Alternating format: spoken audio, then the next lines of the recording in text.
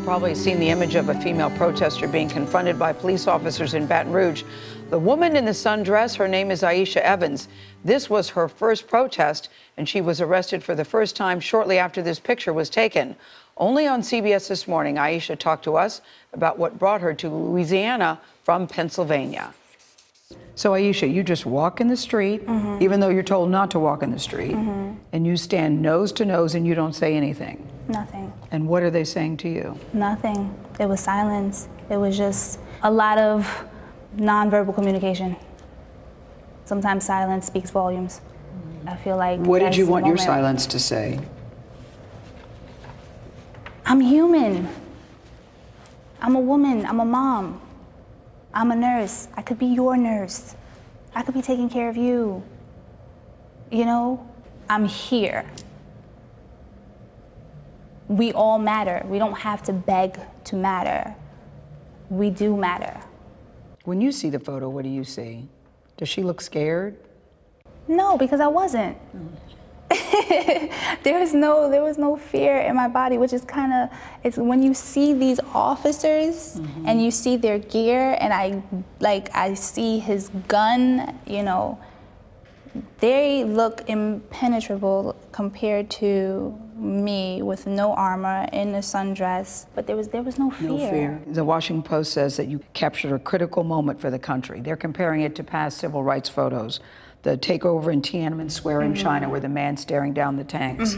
Civil rights demonstrations in Birmingham, Alabama. They're now putting your photograph, that photograph of you rather, in that category. What does that mean to you? It means that God has chosen to put me in a position to make a difference, make a change. It is more than me. It is more than myself. So here I am. I have a responsibility to do something. What brought you there? All of the injustices before, I felt like I was just a bystander, and I had you know, you have a choice as a human being to do something or to not do something, and I chose to go to work the other time, during the other protests. I chose to pay those bills, to put the food in the refrigerator. Once the opportunity presented itself, it was just like, yeah, definitely.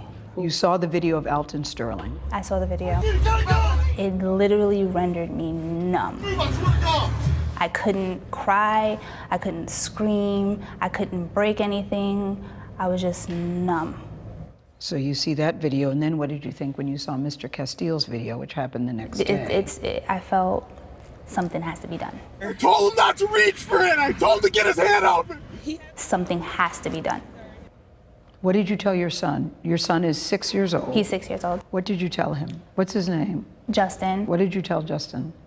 After you had gotten arrested and out of jail, what did you tell him? I told him that I was arrested. I told him that I went to jail. He said, why did you go to jail? I thought only bad people go to jail. Only bad people go to jail? Only bad people go to jail. I didn't have an answer for him. I told him that sometimes that's not the case. And that was the best answer that I could give to my son. Because he's thinking, you're my mom and you're not a bad person, so why are you in jail? Right. You've never been arrested before. Do you see yourself as an activist? Before this, not really. I wouldn't really call myself an activist. I have a passion for my people. I love my people. So I never really considered myself to be in the definition of, you know, brave. You know, but sometimes, you know, jobs are given to you that you're not really, you didn't apply for.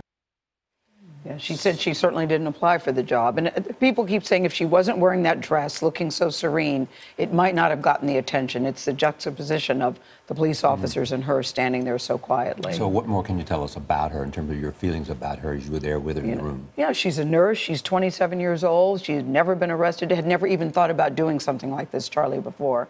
And like many people who are supporting the Black Lives Movement, she's not painting all police officers with a brush, with the same brush. She said, I just wanted them to look me in the eye and me look at them and see we are all people. She wasn't scared. No, she wasn't scared. I was surprised, too. Yeah. She was not scared at all.